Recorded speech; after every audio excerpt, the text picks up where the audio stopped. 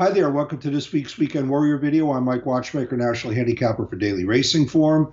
Of the three stakes races I'm going to talk about this week, two are at Fairgrounds, the Rachel Alexandra and the Risen Star, and I'm also going to discuss one of the stake races at Laurel, that being the General George. But let's begin with the Rachel Alexandra. It's for three-year-old fillies going a mile and a 16th, and as I'm sure most of you probably know, but for those who might not, chasing yesterday, who would have been the favorite in this race.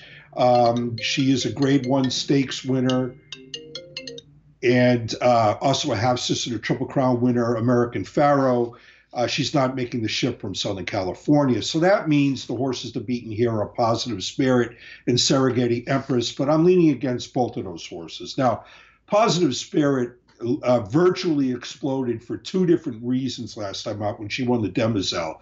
First, she won by the length of a stretch, 10.5 lengths to be precise. And the other thing is she improved her previous best buyer figure by 21 very large points to an 86. It was an explosive performance, but the Demoiselle was run on Cigar Mile Day at Aqueduct, and it was just a weird day that day. There were several races where the final times and the fractions were in serious question.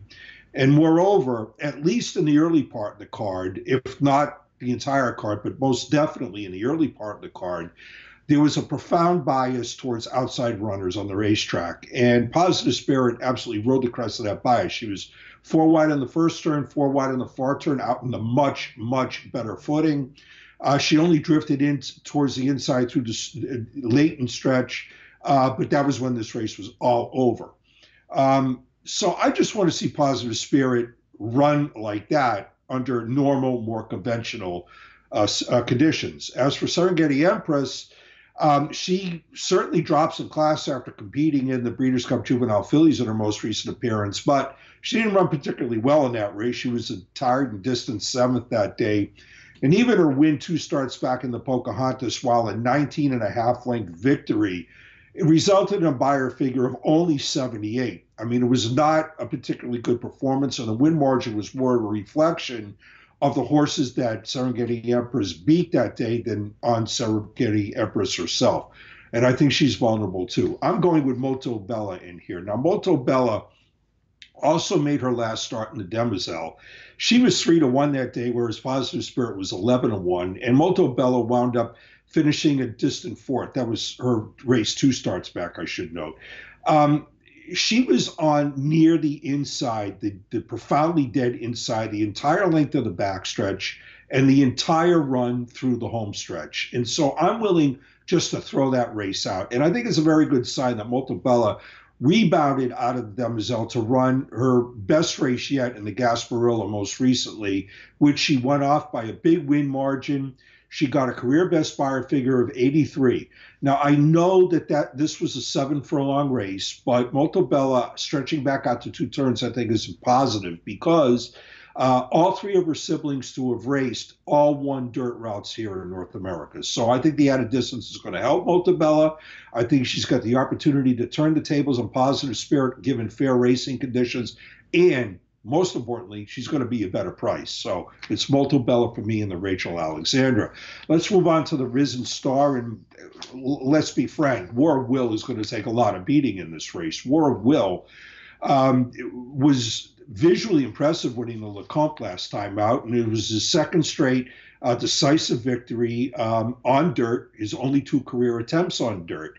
The thing of it is that War Will didn't beat a lot in the Lecomte, and while this is not the toughest Risen Star anyone has ever seen, I'm reluctant to take a horse who's going to be a short price favorite, who beat up on some really soft suspect competition against some new faces in here. And one of the new faces is Owen Dale, and that's who I'm going with in the spot. Now, Owen Dale is a horse that started his career very slowly.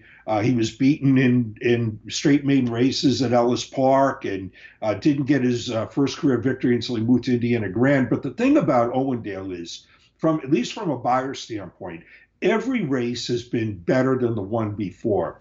And ever since he started to go around 2 turns at Fairgrounds, he has really improved in terms of buyer speed figures. In fact, he comes into this off a decisive allowance win last time out, going 2 turns, over the Fairgrounds main track, and he got a 91 Beyer figure, and that is only 3 points less than War of Will's heralded Lecomte Stakes victory, where he got a 94. I think Owen Dale, who's going to be a much better price than War of Will, has a puncher's chance to upset this race, and that's why I went with him. Let's wrap it up with a look at the General George at Laurel, where snow is in the forecast.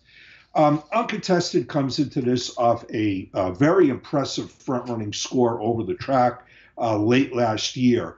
And I think the key to that big win was the fact that he was sent to the early lead, and he opened up a clear early lead and went on and just crushed that field. I'm looking for him to use the same approach in this spot. You know, for a 14-horse field and a sprint stake with a big purse, there isn't a heck of a lot of early speed in this race. And I think if Uncontested is sent to the lead once again, he could open up on this field, and I think he'd win right back because that allowance win was no fluke. This is a horse who early in his 3-year-old career was the most impressive winner of the Smarty Jones. He had some potential early in his career, and it looks like he cycled back to his best form. He's got that back class, and I think he's sharp right now. I'm looking for a wire-to-wire score for Uncontested in the General George. That's the way it looks for this week's Weekend Warrior. Good luck.